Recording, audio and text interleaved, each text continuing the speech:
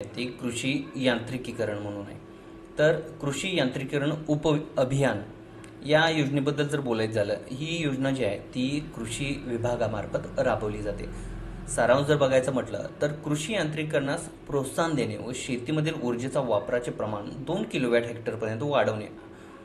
त्याचबरोबर उद्देश जर पाहिला आपण तर जेथे शेतीमधील ऊर्जेचा वापर कमी आहे अशा क्षेत्रामध्ये व अत्यल्प भूधारक शेतकऱ्यांपर्यंत कृषी यांत्रिकीकरणाचा लाभ पोहोचवणे, प्रात्यक्षिके व मनुष्यबळ विकासाद्वारे सहभागीदारांमध्ये जागरूकता निर्माण करणे. धोरणे: कृषी यंत्र अवजारे यांच्या खरेदीसाठी अर्थसहाय्य देणे, प्रशिक्षण प्रात्यक्षिकांद्वारे सहभागीदारांना कृषी यांत्रिकीकरणास प्रोत्साहित करणे. अनुदान: या योजनेतून खालील दिलेल्या कृषी यंत्र अवजारे यांच्या खरेदीसाठी अर्थसहाय्य देण्यात येतं. याच्यामध्ये पहिला आहे ट्रॅक्टर, त्यानंतर power tiller. Tractor, power tiller, चलित अवजारे, याच्यामध्ये बरेच ट्रॅक्टरना जी अवजारे लागतात ती सर्व अवजारे यामध्ये येतात. कडबाकुट्टी सुद्धा याच्यामध्ये येतं. त्याचबरोबर चौथा आहे बैलचलित यंत्र अवजारे, त्यानंतर मनुष्यचलित यंत्र अवजारे, प्रक्रिया संच असेल, काढणी पश्चात तंत्रज्ञान, फलोत्पादन यंत्र अवजारे, वैशिष्ट्यपूर्ण यंत्र अवजारे, स्वयंचलित यंत्रे, तसेच भाडे तत्वावरील सुविधा केंद्र, कृषी अवजारे बँकेची स्थापना, उच्च तंत्रज्ञान उत्पादन सेवा सुविधा केंद्राची स्थापना.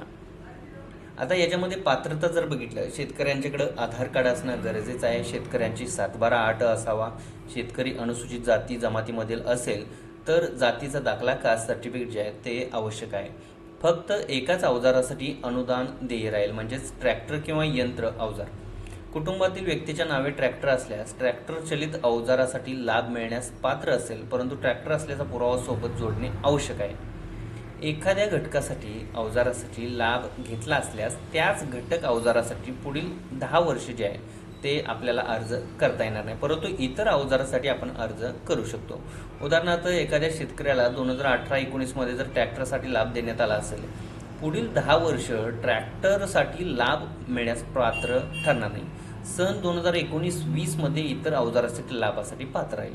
आता आवश्यक कागदपत्रामध्ये आधार कार्ड आलं तुमचं, 7/12 खाते उतारा, 8 दाखला आणि खरेदी करावयाच्या अवजाराची कोटेशन व केंद्र शासनाच्या मान्यताप्राप्त तपासणी संस्थेने दिलेला अहवाल, तपासणी अहवाल, टेस्ट रिपोर्ट आपण ज्याला म्हणतो. त्याचबरोबर जातीचा दाखला, अनुसूचित जाती जमातीमध्ये जर लाभार्थी असतील तर त्यांना कास्ट सर्टिफिकेट जे आहे ते सादर करावं लागेल. त्याचबरोबर स्वयं घोषणापत्र आणि पूर्वसंमतीपत्र. तर अशा प्रकारे तुम्ही कृषी यांत्रिकीकरण जे आहे या योजनेसाठी तुम्ही अर्ज करू शकता. हे अर्ज पूर्णपणे ऑनलाईन आहेत, त्यामुळे तुम्हाला बाकी कुठेही जायची गरज नाही. तुम्ही जवळच्या CSC केंद्रात जाऊन हे अर्ज जे आहे ते तुम्ही भरू शकतात.